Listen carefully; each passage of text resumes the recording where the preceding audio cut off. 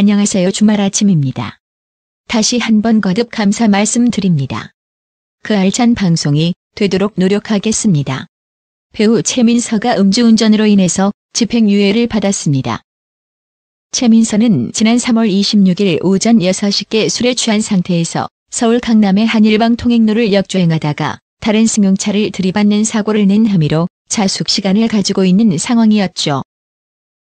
최민서는 당시 정차 중이던 A씨 차량의 운전석 뒷부분을 들이받았고 A씨는 전치 2주의 상해로 피해 입은 것으로 알려져 있습니다.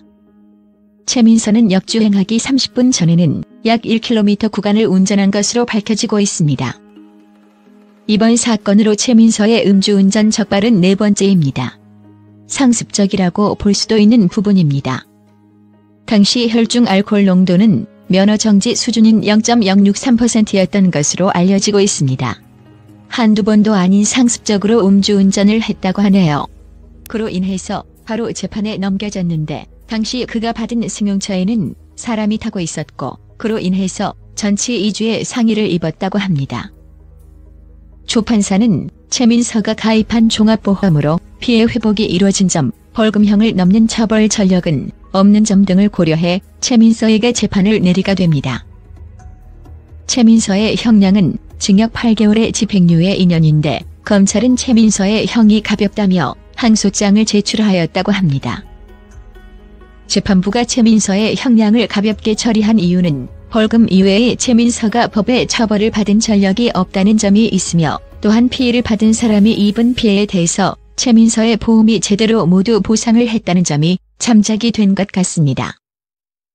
사실 최민서의 가장 큰 잘못은 네 번째 음주운전이라는 것입니다.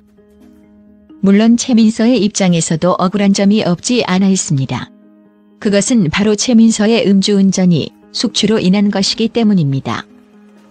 과거에는 숙취로 인해서 음주운전이 걸린 적이 별로 없을 정도로 숙취 운전은 음주운전이라고 생각하지 않았던 사람들이 더 많았습니다.